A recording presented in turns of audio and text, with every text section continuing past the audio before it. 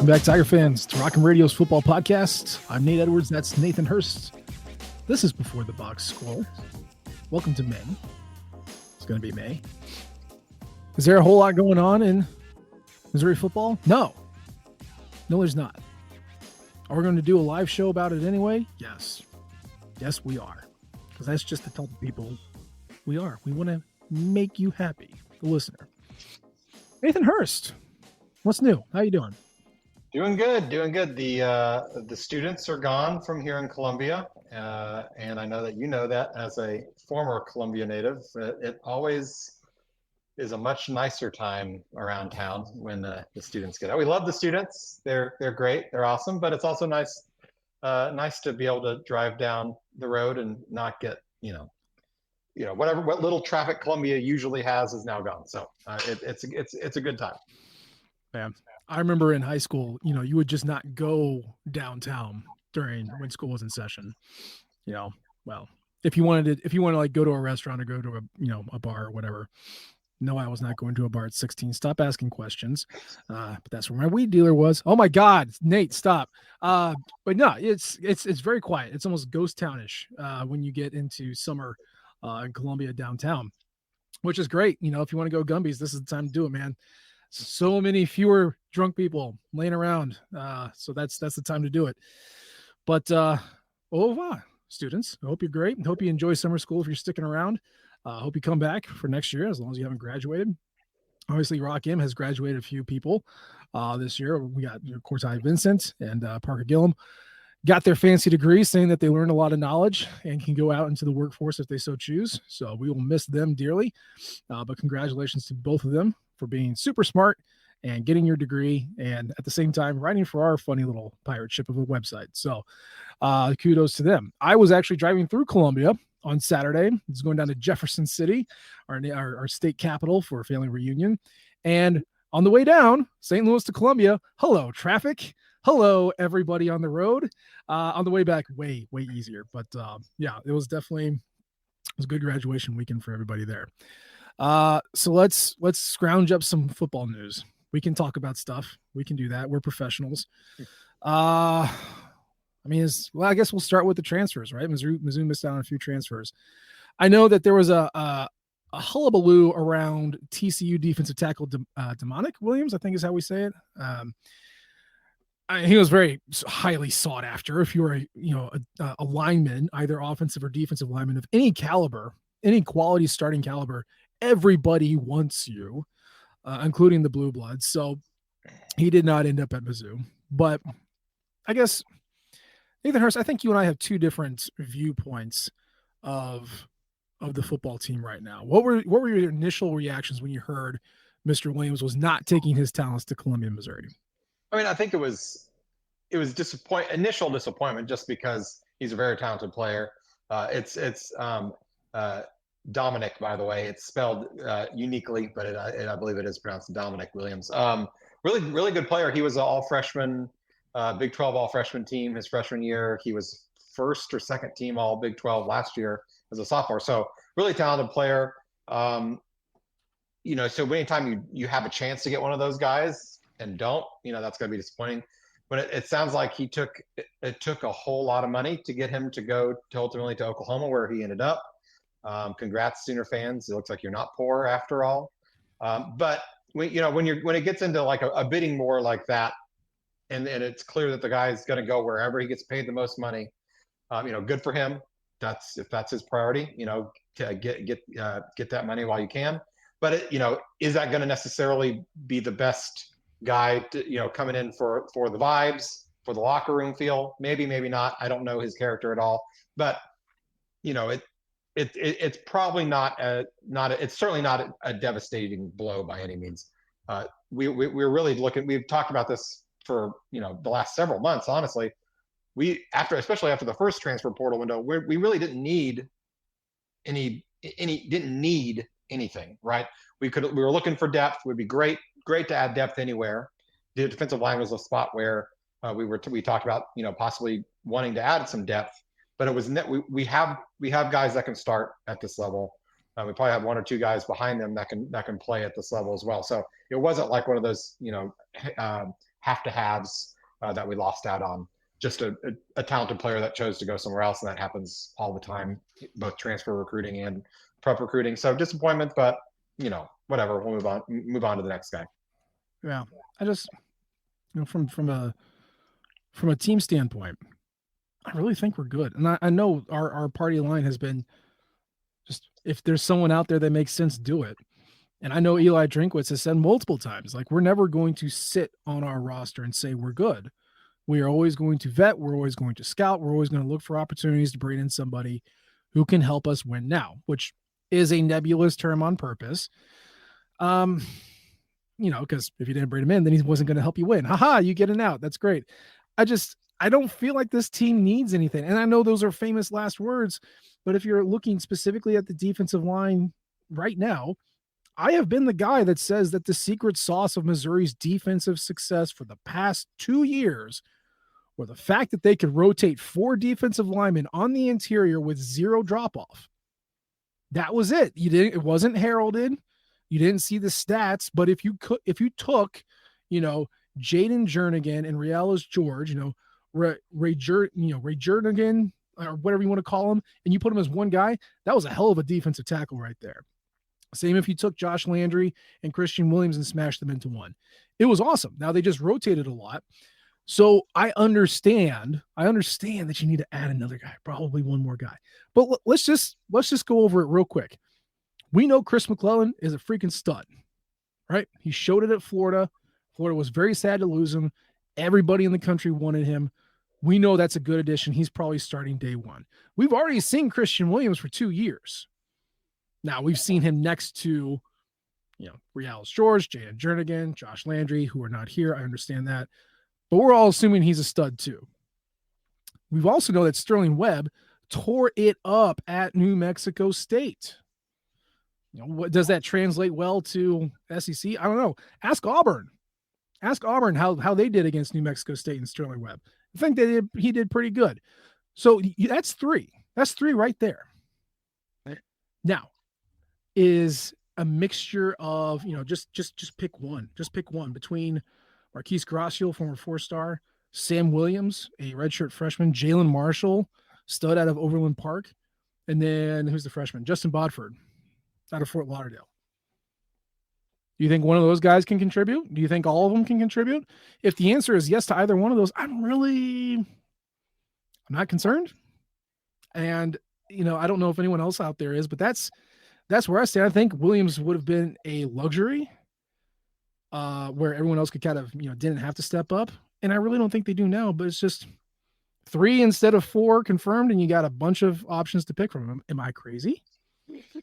No, do we need someone? As I said, no, we don't. The team, the roster as it is right now, is good. We're good. I think probably the guys that you listed off as that, who's going to be the 4th option. Gracio's probably the best bet, just based on the fact that he's been in the program. Now this will be his 3rd year. He's been acclimated. The other guys are young, not that Gracio's played at all, but at least he's spent 2 full years in the strength and conditioning program, and was highly touted out of high school. That won't get you very far until you actually get on the field, but I'd put my money on him. So do we need somebody? No, I think we're good. We've talked about this though, on the lines, both sides of the line, you never turn away a really good trench player, or even a pretty good guy that can give you 10 snaps a game, at least on the defensive end. You wouldn't necessarily do that on offense, but you're never going to turn away a guy that can give you some snaps, whether they're elite snaps, game wrecking snaps, or that'd be great. We've got some guys that can, Sterling Webb, as you mentioned, has wrecked games before at a different level, but he's done it before. So we've got guys that might be able to do that. It's that kind of that 4th guy, that 5th guy, where you'd be looking to fill a spot, and that guy's probably taking 10, 15, 20 snaps a game, keeps the other guys fresh, but also isn't going to get blown off the ball and give up a 12, 15-yard run right through his gap. So, yeah, I think we're okay. There's miss out on another defensive lineman as well. Simeon Barrow was another guy from Michigan State that a lot of folks were after. I don't think we were quite down to his final 2, 3, 4 like we were with Williams, But he was another guy that we were certainly offering, and I'm sure had some money lined up for him if he chose to come here. Sure. But those are luxury ads. I mean, it's great to be in a position where adding an all Big 12 player is a luxury and not a must have. It's great to be in that position. Yeah. It's just eating snaps, and I think we got the guys to do that. So I'm not super worried. But yeah, you always want to add somebody that everybody wants. I do wonder how much the money played into it. Anytime you lose a bidding war, I feel like the coaches will come out and say, I mean, not overtly, but like, we really want to trust, our locker room culture. We really want to, bank on our development. And which is just a fancy way of saying we weren't going to pay what he was asking for. Or couldn't. I mean, Or Brian couldn't. Kelly, he's who Brian Kelly was talking about this past week when he had him, and I think both him and Barrow, because LSU was in on both of those guys too, just like we were. And he was talking about them, not in specifics, but saying that we were not going to buy players. Now, of course, they're going to buy players. They're going to buy any player they can and have the money for. Yeah. They obviously didn't either have the money. I'm sure they probably did if they really wanted to, or didn't think he was worth it in this specific instance. But that's who he was kind of subtweeting, if you will. Yeah. And it's like you got to damage control, so I get it. No one's going to believe it, but you don't need to believe it. You just need to go out there and say it. You got to put it out there and project confidence, or the stock has never been higher. Buy. Like just whatever. It's nonsense, and that's you don't worry about what coaches say about that. Here's my question though. It feels like we're only a handful of years into this transfer portal thing, and really 1 year into the winter stop, spring stop, right? Where there's an actual cutoff of deadlines. From a gamesmanship standpoint, from an agency standpoint, for the players, right? It's almost that, it's last call and you're the last two in the room. I wonder how much price of the brick goes up the later into the portal you go. If you hit the portal in the winter and, teams are still kind of waiting to see who's out there, still not totally sure what's going to happen to their roster. I don't know if you could get away with $1 million asking price, even if you are a defensive lineman or an offensive lineman, right? I don't know if you can, because the market is it's unstable. And ever growing, and your worth could go up, your worth could go down, but there's so much time afterwards. Then you get to the spring, and this is the last opportunity to hit it, and this is the last opportunity to add. If you're a team, I wonder how much that price goes up because of an urgency. And so now I'm wondering, Nathan Hurst, this is my point. Now I'm wondering if the elites wait it out. Either they declare in winter and don't make a decision until middle of May. I know obviously there's school function to this that you have to play a part. I understand that, but I wonder if kids start seeing that the people who go in the spring get way more money, or at least hear that, and so they start holding out and waiting. Which, my God, if you want to wreck rosters even further, that would be just a further plunge of the knife. I don't know. I'm just kind of riffing here off the top of my head. What are your thoughts on this? Yeah, I think that there's a few different things to consider there. I think that there's certainly a possibility that could happen in a lot of instances. There's got to be some specifics, though. First and foremost, it would have to be someone that's coming from a we'll split Power 4 now up or really Power 2. We'll call it Power 2 with Big 10 and SEC, and then we've got everybody else. Okay. Yeah. And this isn't necessarily applied to the Big 10 because they don't have the same rule. But in the spring portal window, the SEC does not allow transfers between SEC schools. Right. So it would have to be someone like I can't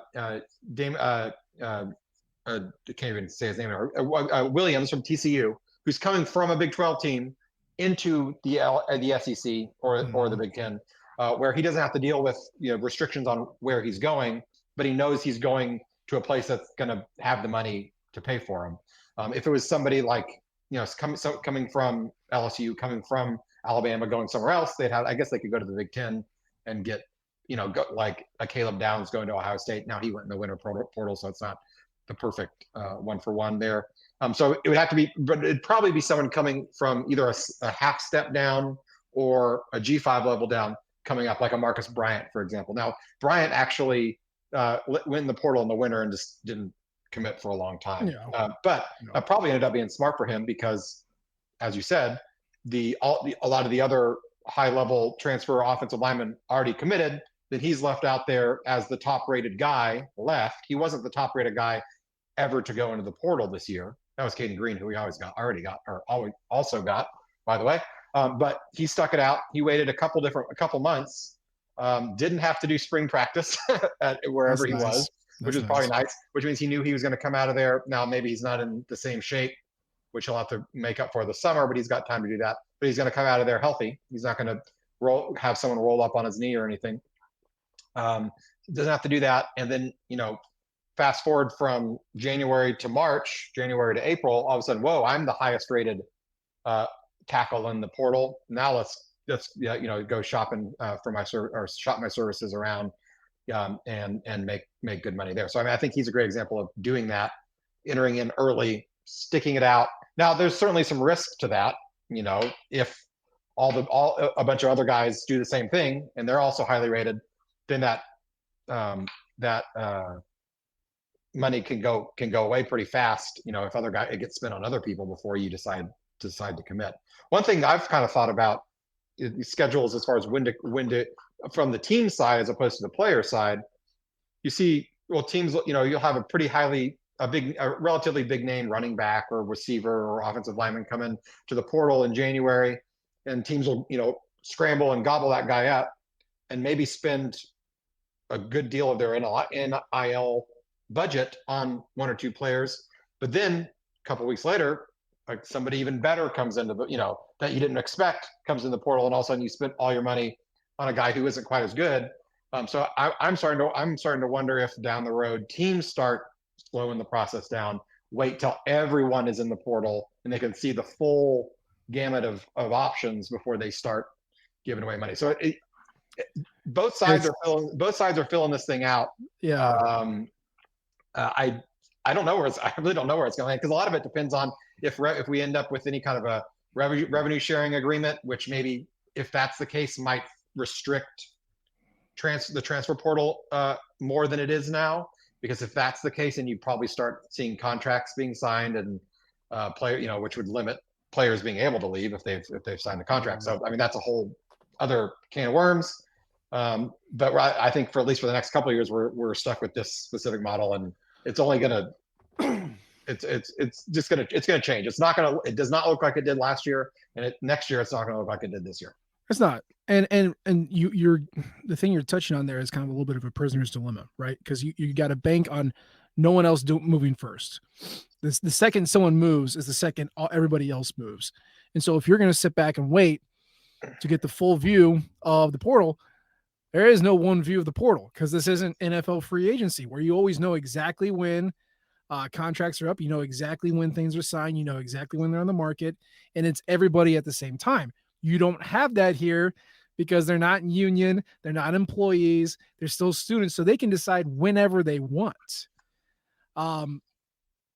It's interesting because I don't think if anyone sat and waited, they would kick themselves on missing something, but also you could get something better. Is there a group of players that you're thinking of right now, or a team that jumped at somebody and could have had somebody better later on when you came up with this scenario? Not specifically. I haven't followed other teams and who they're adding beyond the really big names, which those are people you would, like a Caleb Downs, you're going to take if he wants to come, you're going to take him immediately. I'm thinking about the guys that Mizzou got that maybe they spent NIL money on, that if they had known someone else was coming into the portal later, for example, and I'm not, this is just pure speculation, hypothetical. I don't know how much NIL money that Sterling Webb is getting. Sure. If they knew that a guy like Simeon Barrow or Dominic Williams was coming in to the portal in a couple months, do they hold that money back to add to what they're going to give to that guy, to a Williams or a Barrow, a guy that is a little more proven on a Power 5, Power 4, Power 2 level Yeah. than a guy like Sterling Webb. I'm perfectly happy that Webb is on the roster. This is all hypothetical, but things like that, where you have a guy that is coming up from a low G5 level to SEC versus a guy that's moving much more laterally in terms of their skill level, the skill level that they're playing at. Sure. Yeah. That's interesting. I mean, here's my question. If you want to talk about Mizzou, did Mizzou always want to take 2 running backs out of the portal? They got a 1,000-yard rusher, Marcus Carroll. But then they also turned around and got Nate Knoll out of App State, who was also a 1,000-yard rusher a couple of years ago. Did they mean to get 2? Did you have to spin like you got 2, or did you spin like you got 1? It's, again, questions we can't answer because we don't know the math. I do wonder, what the benefits of waiting are, both on the team side and on the player side. Because you can't really do that in the pros. You can't slow roll it. Again, all knowledge is open out there, and the timelines are the same for everybody. And this is where you get into the tampering claims, which are baloney. These aren't employees. There's no tampering. But, at the same time, sure, there's maybe contact that happens that shouldn't happen, or, you wouldn't be pleased with, and that happens across the board. So, stop crying about it. I just, Nick Saban got out there on the NFL draft and kept, he's talked about how the Toledo corner refused to get into the portal. And you're like, yeah. I mean, coaches have their favorites. Coaches, I know that there's so much that a head coach has to do, let alone, a position coach or even just a director of player personnel.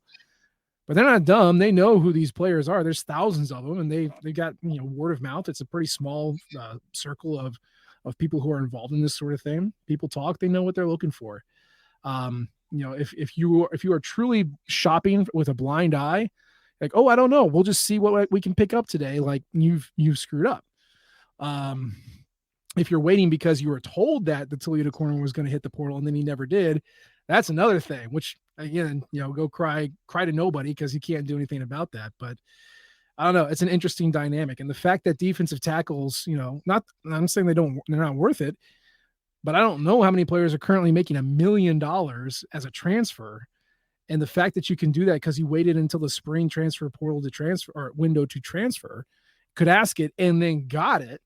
And not only got it, but got it offered from several different schools, allegedly, and you just got the bid against them. Like, boy, that's a pretty good place to be as a 20-year-old, 21-year-old. Play the game you love, get paid $1 billion to do it. Like, heck yeah, man, that's great. So I don't know. Again, everything is so early. Anyone who tells you for sure this is how things are going to be is just full of crap. And I am not saying I know how this is going to go. It's just something that I'm monitoring, because you hear about the asking price, the alleged asking price, and go, wow, I can think of other players that want to do that too. So something to keep in mind. Although, let's just take a second. Eli Drinkwitz does a bang-up job in the transfer portal. I know he didn't get these 2 guys, but, like, my faith isn't shook. Are you still feeling confident in his ability to recruit the portal? Oh, absolutely. I mean, we're a highly ranked portal class this year. He's brought in really productive guys the last 2 years. He's brought a guy, we got a 3rd round draft pick this year who was one of his first portal adds to the roster. And, so he can do it well. I mean, if they had brought nobody else in except for Caden Green, Marcus Bryant, and maybe McClellan on there, just those 3 guys by itself, and it would be a bang up class. And then add on your Zion Young, your Sterling Webb, the 2 running backs. I mean,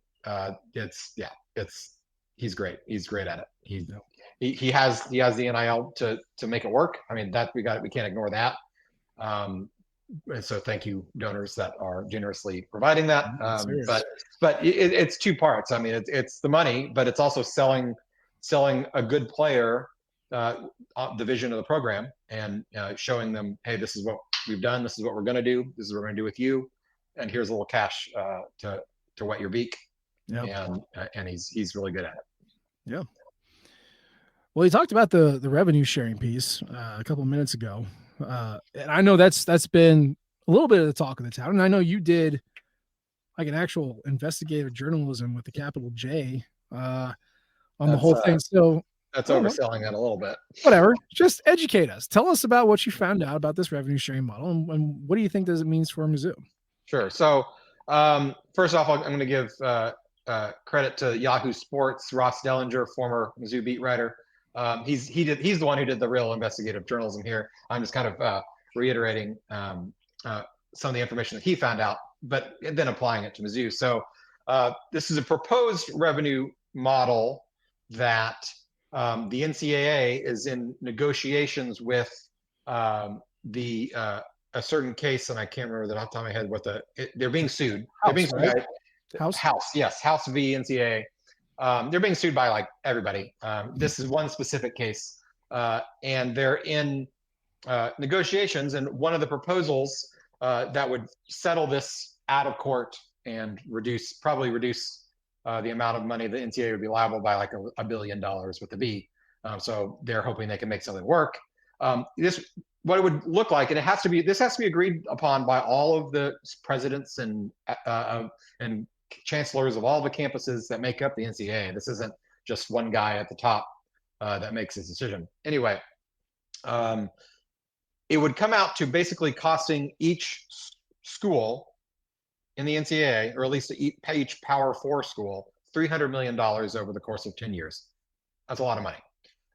Breaking it down to more kind of annual cost, there's three different parts of the proposal where that would increase the cost for schools like Mizzou. So first it'd be, and the biggest piece would be an allowable revenue distribution where schools could meet up to a cap. So it'd be kind of like a salary cap in the NFL or the NBA, where whatever that number is, and it would be set somewhere between $17 and $22 million a year per school, and they'd be able to take that money and distribute it. And at this point, it doesn't look like there's any real set rules for how they would distribute it, who they would distribute it to.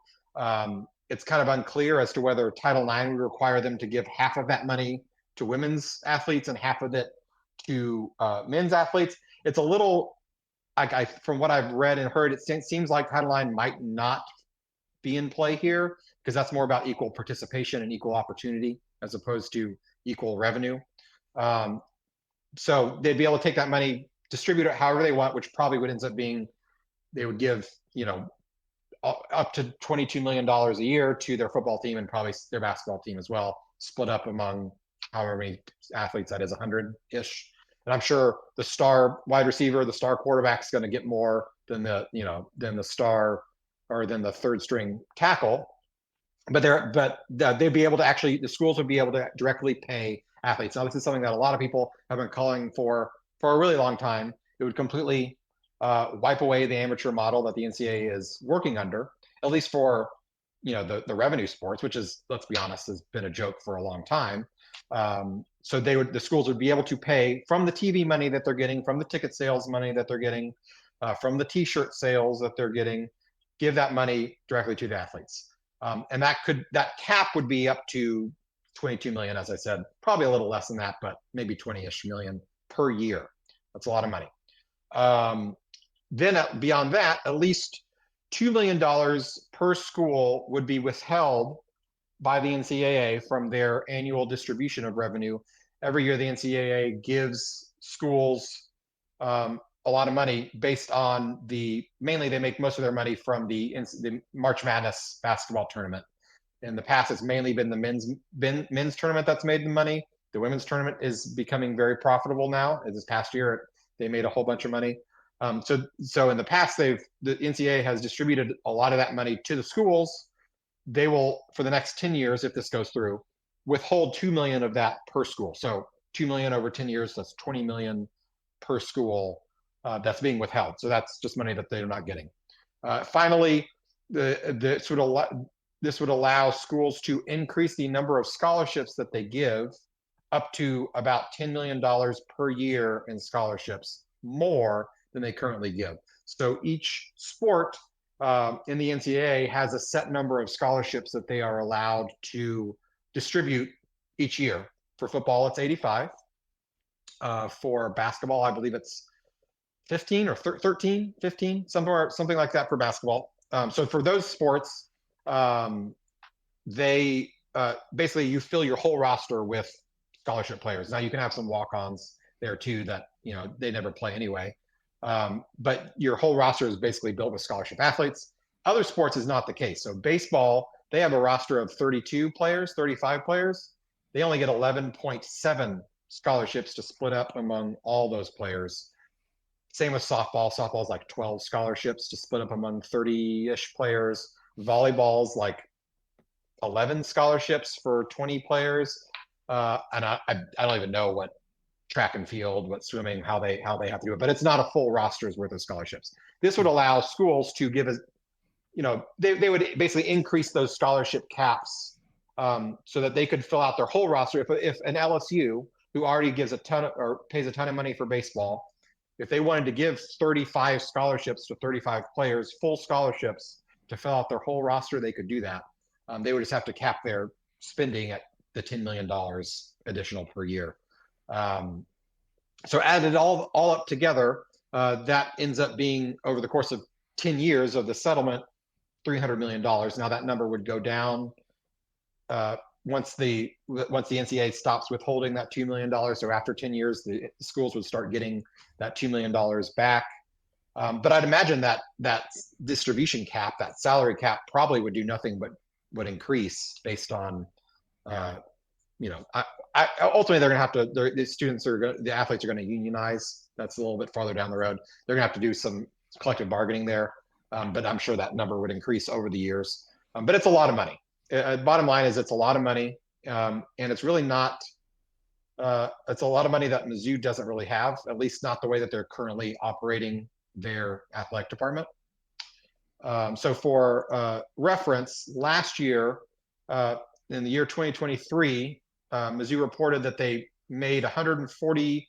We'll round up. We'll call it $142 million in revenue, and they spent $141,999,999. So, according to their shaky bookkeeping, they made one more dollar than they spent. So if you add in an additional, $30 million a year of expenses, because this isn't increased revenue, this is purely increased expense. That's a 21% increase on that budget of $142 million than they're paying right now. Now, where does that money come from? That's a great question. That's one that Laird Veach gets paid the big bucks to figure out. They can cut sports, which would be terrible, but that they may be looking at that. Another thing which I didn't mention is schools aren't obligated to meet the salary cap, if you will. They could choose to not pay any money in revenue distribution. This would just allow them to do so if they wished. Now, if Mizzou wants to be competitive in any sport, especially the revenue sports where most of this money is going to get spent, they're going to have to spend it. So that's it's kind of not really a question that money needs to get spent for the athletes, or they're not going to have a team to field, short of walk-ons that would rather play for free at Mizzou than play for free at Lindenwood, right? So that's kind of what we're looking at. And playing in the SEC, everybody else in the SEC is going to meet that cap and probably exceed it because it's the SEC. Let's be honest. And so it's a lot of money. I don't really know what the future holds with it, but it's kind of bleak, to be honest. Yeah.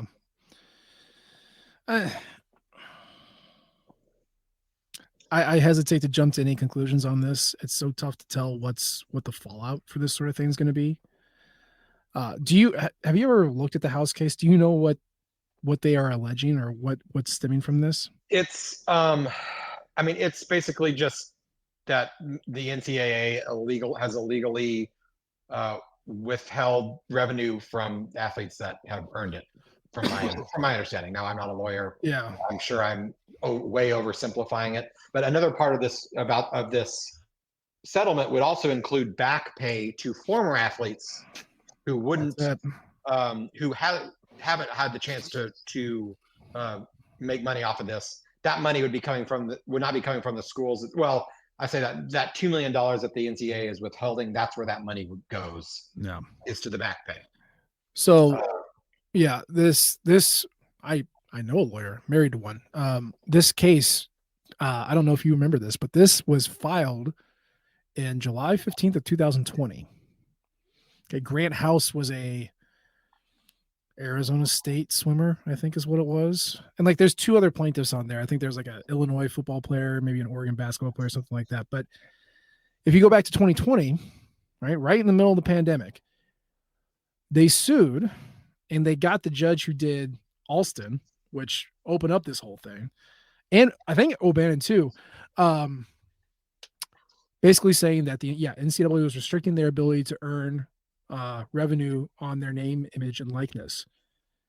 And wouldn't you know it, a month later, the NCAA got together and said, oh, what if we let them do that? Huh. And then at that time, July 2021, you'll remember if you followed any college football player, and we all follow our Mizzou ones, they all tweeted out something almost the exact verbatim language. July 1st of 2021, I am now open for opportunities to earn revenue off of my name, image, and likeness. They all put it out there at the same time because this lawsuit hit. NCAA went, oh, crap, and then instituted something for the following year to try and make it go away. But that's where the back pay comes from, right? That's why this whole thing is still around. I'll be honest. If this is all schools have to do, this $300 million, if that's all they have to pay, worth it. Worth it. 40 years of TV dollars and revenue for nothing, and you just got to pay back $300 million over 10 years. Boy, do it again in a heartbeat. That's nothing. That's nothing compared to what they earn. Both the NCAA, the individual schools.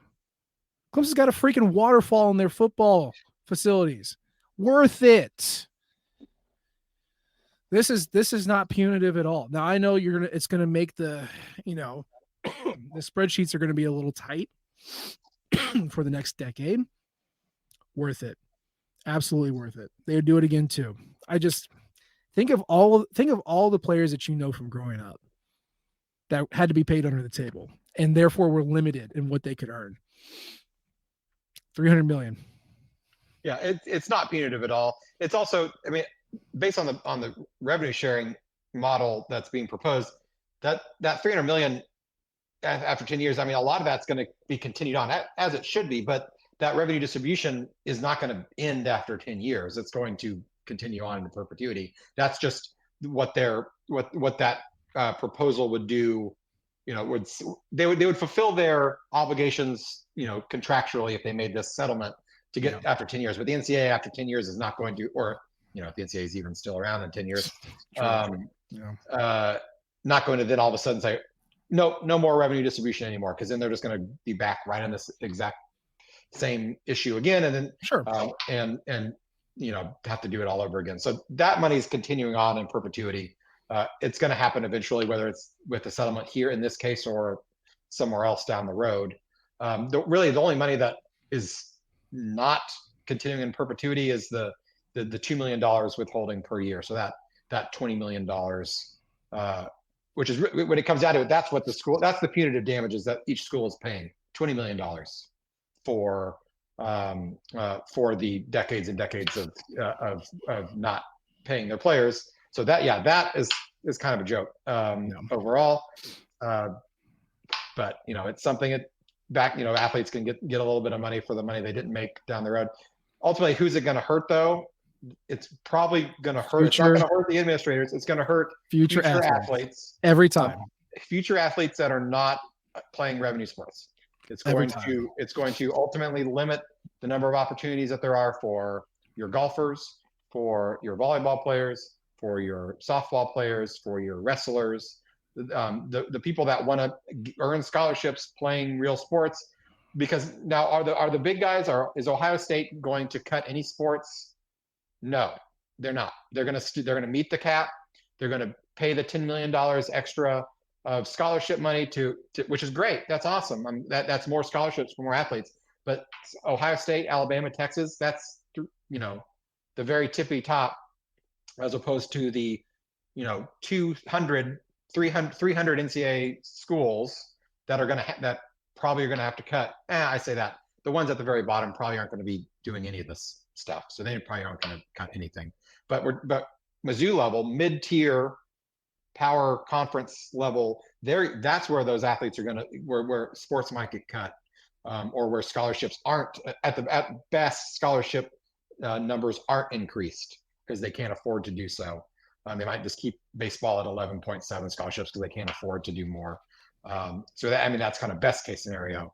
But I think it'll probably result in a lot of schools who want to keep up in football, who want to keep up in basketball, taking it out on the little guy, if you will, and cutting sports. Well, I mean, we are very aware of what the board of curators, who actually calls the shots, we know what they like. They like football, and they sometimes like basketball. So those two sports are fine. We got nothing to worry about that. It's everything else. So and maybe that's exactly the way they want it. Maybe they do like the fact that, hey, you just got to maintain a football program and a basketball team and call it a day. Call it a day right there. That's all you got to do. That's probably music to their ears, frankly. So, yeah, if you like Mizzou wrestling, if you like Mizzou softball, if you like Mizzou volleyball, I don't know. We'll see what happens. I think there might be some culling across the nation of these are the programs we care about. Which, you could, if you want to be, a team out west and become a volleyball school, here's your chance to do it. It's probably pretty cheap, and there's going to be a lot of players that are on the market that can't go to the school that they want to go to. Well, and play the sport, right? So I don't know. Very weird. I don't know how it's going to shake out, but yeah, as you outlined it, you can see the fallout, a potential fallout of what could happen. They could really change a lot of the landscape of college sports, which is so funny because we always advocate. Well, I'm not going to speak for everybody. I, probably you, have advocated for player rights and the ability to earn money and just be like any other student. And the fallout is, well, they're going to take it out on the players. You wanted these opportunities. Well, here's your punishment for that. It's like this. You let a business go so long, get comfortable that they get used to that sort of thing. They don't want to change, and so yeah, the price goes down to the people who didn't ask for it in the first place, which sucks. But we'll see. You want to finally talk about some football, like some actual football. Not that there's a whole lot going on other than missing recruits, but we're basically in the summer session. Spring's done. Portal is, well, there's still guys in there, but no one else is getting in. Rosters are basically finalized for the most part. You're going to have some trickles here and there, but it's mostly done. So now that we have our team set up and we're in summer, this is the danger zone for football, right? This is where they're in classes, but there's not a lot going on. The coaches aren't over your shoulder 24/7. You got a little bit more agency in what you can do on your day-to-day, and that's where college age kids do college age stuff. So you got a piece coming out, and you called about your summer wishes, just things that you wish happened this summer from a team standpoint for the Mizzou football team. Let me hear your first one. What's your first wish that will occur over this summer? Well, the first wish I had, we had discussions about it here, and so I think I might be changing my mind a little bit. So I'm going to jump over. My initial wish was, can we add one more defensive line transfer? Doesn't have to be a starter level guy, but we talked about it. You've talked me down a little bit. I think we're fine there. My first wish is that Mizzou football athletes partake in substances in states where they are legal. Power. That's my first wish. I like that. Do things that are legal in places that they are legal, and don't do things that are illegal in places that they are illegal. That's my first wish. And if they're all here in Missouri, working out, having fun, don't go home. You don't need to go home to Texas. You don't need to go home to Illinois. You can stay right here. You don't need to go home to Kansas. Just stay right here. This is home. Mizzou is home. Right. Talk about it all the time. I'm going home with the tiger head. Yeah, stay here. You can do fun things here. You can do legal fun things here with other people, by yourself, however you want to do it. Yeah. That's always my wish. I don't want to read a single name in the news for 4 months unless it's, you know, he visited some sick kids in the hospital and signed some jerseys. I'll read that story 10 times out of 10. Or broke a powerlifting record or something. There you go. Right. Squatted his ass off. Just 1,000 pounds through the butt. Right. Like he's doing it. He's a squat champ. Like, yeah, I'm okay with that. Anything else? I don't want to hear it. So yeah, that's always my number one. Just get through the summer. Don't make any news. That's all I want. That's a good wish. What's your second wish?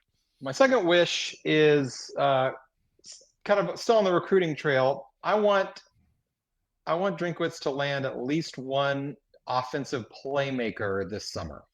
Now I'm very happy with the commits we have so far. We have Matt Zollers, quarterback, and which I chatted with Quentin Corporeal on here when we first got him committed, thinking that we got Zollers, that's going to hopefully open the floodgates. We'll start getting lots of commitments. We did.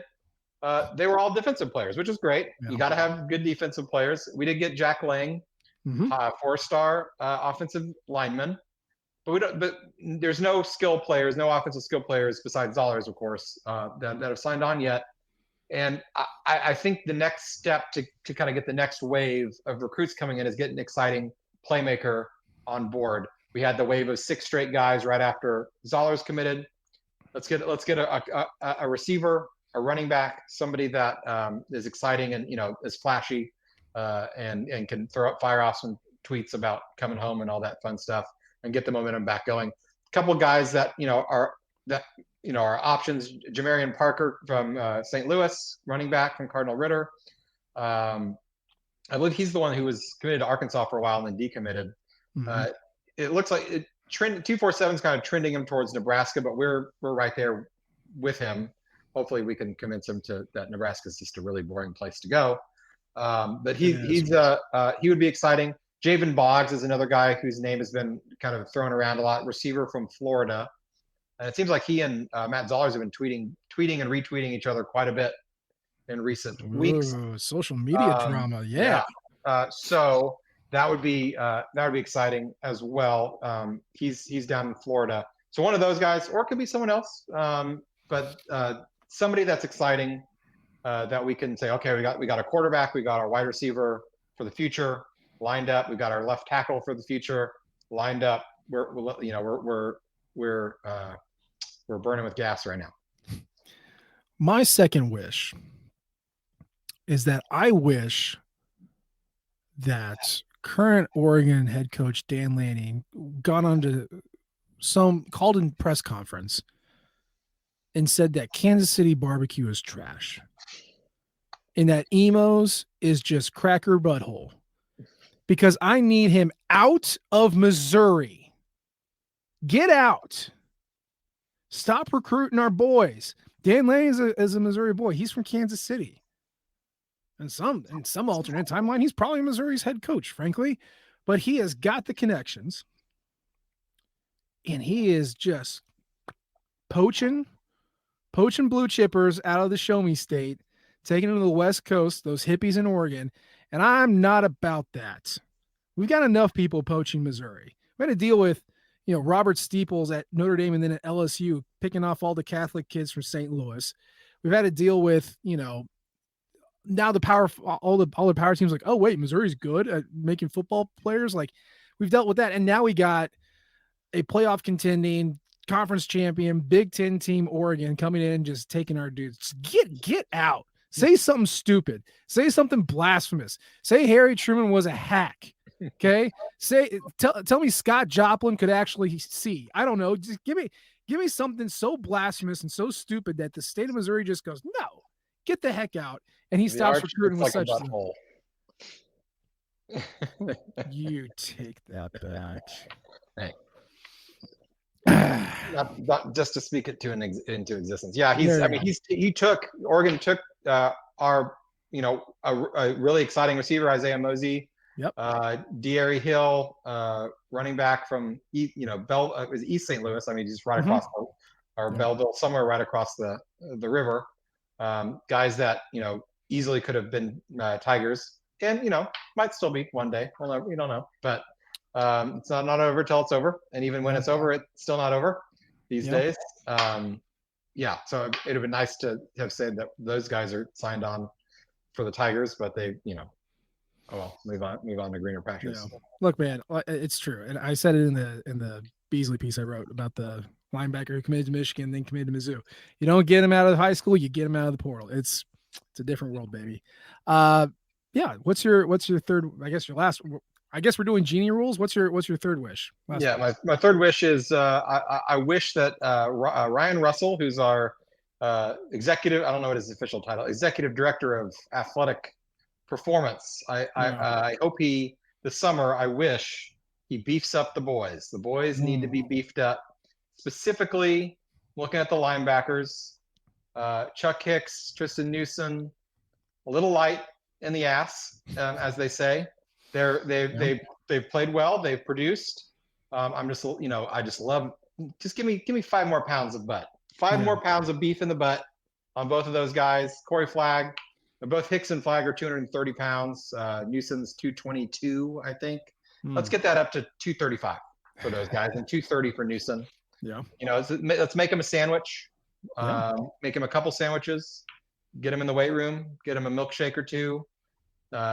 And if other guys want to get bigger, stronger, faster as well, that'd be great. But I think the linebackers could put on a few pounds. There was a Virginia Tech player a couple of years ago who tweeted out his daily intake, like the food that he ate on an individual day that he had to eat every day to like make whatever. I'm sure it was something paltry like 295, like such a low ask of the modern college football player anymore. And like the number of Uncrustables he ate was like 8 or 9 in a single day. If you don't know what those are individually wrapped sandwiches without the crust. Like you just pop it open, stick it in your mouth and go. Like PB&J and stuff like that. I remember Max Copeland when he was starting in 2013 on the offensive line. He was the walk-on from Montana. He continues to be my favorite player, Missouri player of all time. But he, I think, naturally carried himself. He was like 6'3", and his normal like fighting weight was like 220. And he had to get up. The highest he could get was like 292, and he did this by setting an alarm and waking up twice per night at like 2 a.m. and 4 a.m. and consuming an entire chicken. Just boiled and then eat the whole damn thing and then go back to bed. And I'm just like, oh my God. What? How is this possible? That probably wasn't even that helpful because I'm sure the amount of calories he burned just digesting 2 chickens while sleeping just counteracted whatever he was trying to. Look, I am not a nutritionist, famously not one. Okay, I don't run a strength and conditioning program. I have no idea what you can eat and not eat to make yourself healthy and strong. I mean, look at me. I'm a tub of lard. I have no idea about this stuff. I do feel like waking up at 2 a.m. to consume a whole chicken every night is dubious. It's dedication. It's dedication, if nothing else. He's keeping. Unfortunately, he was keeping Tyson Foods in business, and they just turn around and give that money back to Arkansas. So lame. Eat something else. Let's eat what Eat. Mizzou invented the fake meat. What is it called? Beyond Meat. That was a Mizzou product. Eat Beyond Meat. There you go. Beyond Meat. Do your school proud. MIZ fake meat. That's what we're doing. Yeah, I like it. That's good. Also, Tiger Tracks ice cream, also very delicious. Just buy the pint, baby. Just consume.